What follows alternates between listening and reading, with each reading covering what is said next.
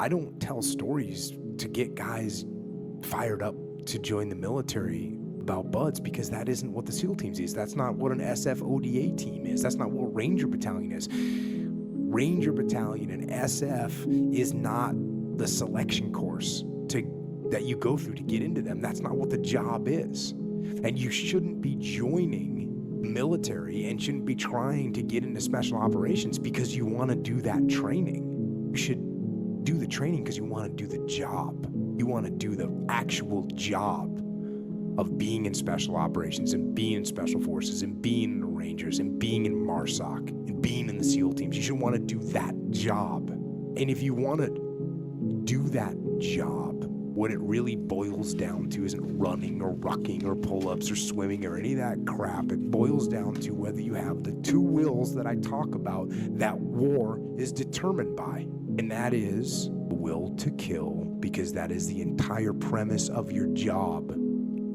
If you're in the military at all, you may be somehow supporting that if you're in the military, but the ultimate goal of the military is to kill the bad guys. And if you're going to be in special operations, you're going to be on the tip of the spear of that. So you absolutely have to make sure that you have the will to kill. And you also, obviously, if you're going to join special operations or you want to be in the SEAL teams, you have to have the will to die. Not that you want to die, not that you want to be a martyr, not that you're freaking suicidal or anything like that, but you absolutely have to make sure that you have the willingness to die. And I would say put your life on the line, but no, I'm going beyond that. I'm talking about the willingness to die. Because if you join special operations, or you join the SEAL teams, or you join any of the combat arms in the Army or in the Marine Corps, you will be asked to put your life on the line.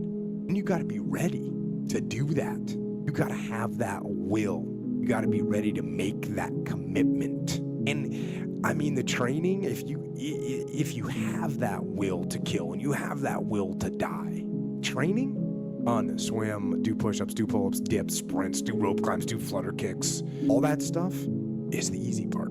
And so if you're sitting there and you see SEAL training on TV and you think, oh, that'd be cool, don't think about that as what being a SEAL is, because it is not. That is just the selection. It's just the weeding out of the weak.